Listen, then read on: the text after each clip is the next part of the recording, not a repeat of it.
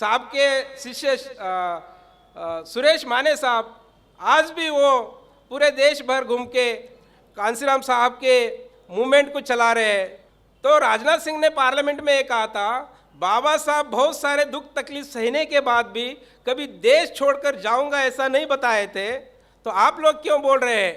ये इस तरह सा वक्तव्य उस समय में राजनाथ सिंह ने कहा था कि आदिवासी यहाँ के मूल वासी है। आदिवासियों का और शेड्यूल कास्ट लोगों का जो संबंध है, जो भाईचारा है, इस देश के मूल निवासी है, मूल भारतीय है। तो ये देश हिंदुओं का नहीं है, मूल भारतीयों का है। मैं कर्नाटका से आया हूँ। कर्नाटक मतलब पुराना जो आज का तेलंगाना और मराठवाड़ा और हैदराबाद कर्नाटका, ये तीनों एरिया जो था वो पहले उसको डेक्कन बोलते थे, या जो देशीय संस्थान थे बिफोर इंडिपेंडेंट, उसमें सबसे बड़ा संस्थान हैदराबाद संस्थान था। तो उस हैदराबाद संस्थान का एक भाग कर्नाटक में है, उसको आज बीजेपी गवर्नमेंट ने उसको नाम बदलकर कल्याण कर्नाटक रखा है। तो वहाँ से मैं आया। तो दलित एकता इस विषय के ऊपर दो बातें आपसे शेयर करना चाहता हूँ। मैं कुछ प्रैक्टिकली थ्योरी पढ़ के नहीं आया, मेरा अनुभव जो है शेयर करना चाहता हूँ।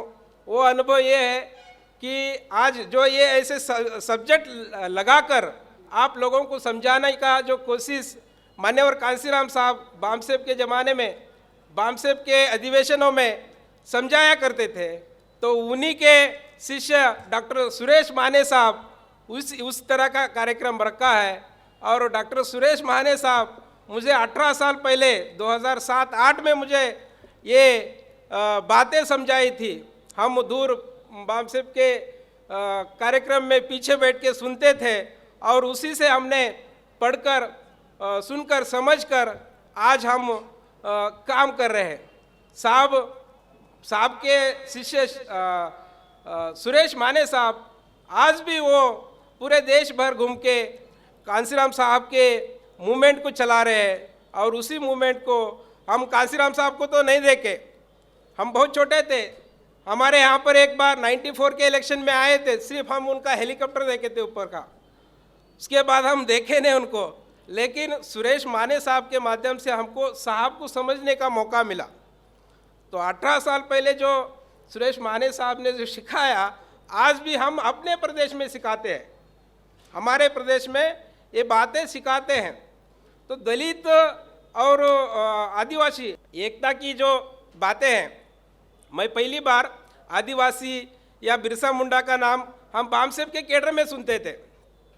हमारे यहाँ पे तो आदिवासी नहीं है और अन्य इसके भी नहीं है, तो हम बिलोंग्स शेड्यूल कास्ट से हैं, तो वहाँ पर हम केडर बामसेब के केडर में ये आदिवासी शब्द सुना था।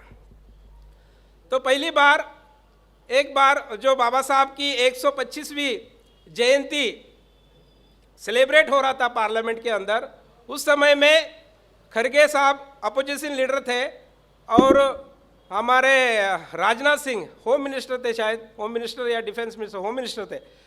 तो उस समय में राजनाथ सिंह ने जो यहाँ पर जिन लोगों के ऊपर उत्पीड़न हो रहा था, उस समय में देश छोड़कर चले जाने की बात कर रहे थे।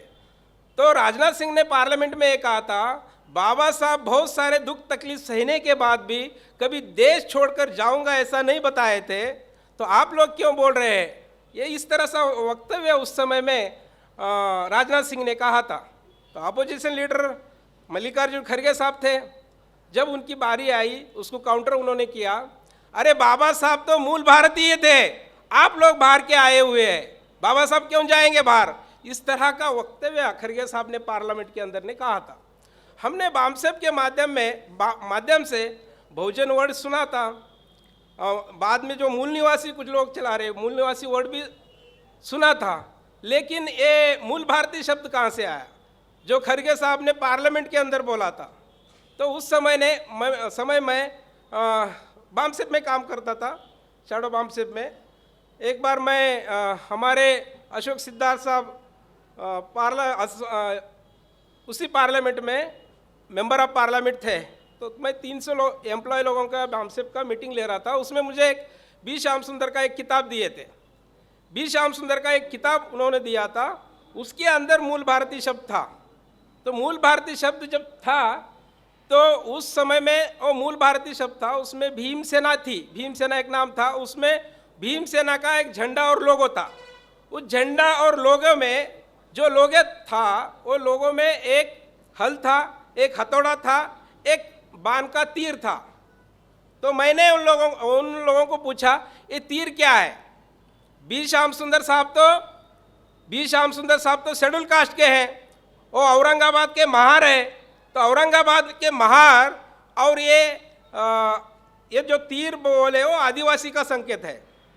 तो आदिवासी का जो संकेत तीर है, तो आदिवासी को और औरंगाबाद के बी श्याम सुंदर जो महार है, शेड्यूल कास्ट के हैं, उनको क्या संबंध है?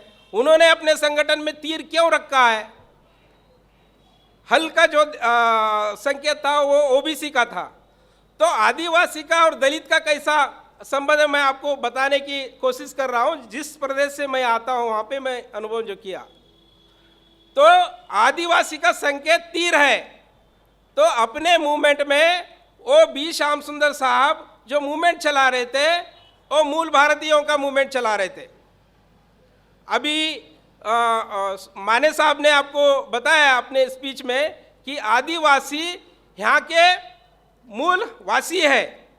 जो कोर्ट ने जजमेंट दिया है कि आदिवासी यहाँ के मूल के है, तो वही बी श्याम सुंदर भी वही मूवमेंट चला देते कि वो भी उस समय में उस जगह पर आदि कर्नाटका, आदि आंध्रा, आदि द्राविड़ा, आदि कर्नाटका, आदि आंध्रा, ये मूवमेंट चल रहा था। फिर उसी मूवमेंट को उन्होंने आफ्टर इंडिपेंडेंट मूल भारतीय का मूवमेंट बनाया था। तो उन मूल भारतीयों का मूवमेंट और आदिवासियों का मूवमेंट एक ही है। मैं उनमें जो उन्होंने भाईचारा बनाने की कोशिश की, वो बी श्याम सुंदर साहब दक्कन के अंदर करने की कोशिश की। तो आदिवासियों का और शेड्यूल कास्ट लोगों का जो संबंध है, जो भाईचारा है, इस देश के मूल निवासी है, मूल भारतीय है। तो उन्होंने आज हमारे दुश्मन आदिवासी को वनवासी कहते हैं, हमारे दुश्मन आदिवासी को वनवासी कहते हैं। बी श्याम सुंदर साहब ने उस समय में कहा कि हम वनवासी नहीं है, हमको वनवासी बनाया गया है। हम अछूत नहीं है, हमको अछूत बनाया गया है। हम दलित नहीं है, हमको दलित बनाया गया है। तो हम लोग कौन है? हम लोग इस देश के वारसदार हैं, इस देश के मालिक है, ये देश हमारा है। इस तरह का उन्होंने उस समय में अपने एरिया में वो प्रचार प्रसार करते थे। इसीलिए आदिवासियों को, शेड्यूल कास्ट को जोड़ने का काम उधर बी श्याम सुंदर साहब ने उस समय में करते थे। तो ये एक विषय है। फिर दूसरा, ये आदिवासी और मूल भारतीय, उन्होंने भीमसेना बनाई थी बाबा साहब के 77वीं जयंती के अवसर पर। और भीमसेना बनाते समय में उन्होंने कहा था कि शेड्यूल कास्ट के लोगों को कहा कि हम हिंदू नहीं है, मूल भारतीय जो लोग हैं हम हिंदू नहीं है, इसीलिए आपके घर में जो देवी देवता रखे हैं हिंदुओं के, वो लेकर आओ, उसको जला दो। तो उनके बातों को मान्यता देके सारे वहाँ के शेड्यूल कास्ट के लोग देवी देवताओं को लाके एक चौराहे पे आके जला दिए। तो उनके ऊपर एक केस हुआ। उस समय की कांग्रेस गवर्नमेंट उनके ऊपर केस डाली। जब उन्होंने कोर्ट में दावा ठोके थे हम हिंदू कैसे नहीं है, वो जो चार्जशीट बना, वो केस बहुत दिन तक चला, मेरे ख्याल से 73 तक चला। तो उसमें कोर्ट में उनको बाइज्जत उनको रिहा किया गया कि ये शेड्यूल कास्ट के लोग हिंदू नहीं है। बाबा साहब भी जब अपने लिए अधिकार लाने गए थे, वो हम हिंदू नहीं इसी आधार पर लेके आए थे। तो शेड्यूल कास्ट के लोग भी हिंदू नहीं है। अब मानेक साहब ने कोर्ट का आपको जिक्र करके दिया कि आदिवासी भी हिंदू नहीं है। तो ये देश हिंदुओं का नहीं है, मूल भारतीयों का है। ये देश हिंदुओं का नहीं है, मूल भारतीयों का है। तो मूल भारतीयों को 6000 जाति के टुकड़ों में बांटा गया है। तो माने साहब वही काम करे कि 6000 जाति के टुकड़ों को जोड़ने का काम करे, जो कांसीराम साहब ने किया था। अगर आदिवासी और शेड्यूल कास्ट लोग जुड़ जाते हैं तो हम ओबीसी को जोड़ सकते हैं। कांसीराम साहब ने उत्तर प्रदेश में वही किया था, चमारों को तैयार किया, कहा कि ओबीसी को जोड़ना है तो उनको टिकट दे दो। छोटे छोटे जाति के लोगों को लाया, एमएलए बनाया वहाँ के चमार लोगों ने, तो बहुजन समाज बना। तो उस तरह का अगर हम भाईचारा बनाते हैं तो हम इस देश पे हुक्मरान हो सकते हैं। ये बातें जो है बहुत सारी बातें हैं, समय नहीं है, फिर कभी बातें करेंगे। तो मैं लास्ट में एक दो तीन नारे हमारे इसमें लगाने की कोशिश करता हूँ, आपको समझाने की कोशिश करता हूँ कि आदिवासियों के लिए, आदिवासियों का नारा है, आदिवासियों का नारा हमारा, मूल भारतीयों का नारा है, देश हमारा राज तुम्हारा, देश हमारा राज तुम्हारा। सबको धन्यवाद। आज जो बिरसा मुंडा का जयंती है उनको भी फिर से मैं अभिवादन करते हुए मैं अपनी बात को समाप्त करता हूँ। धन्यवाद।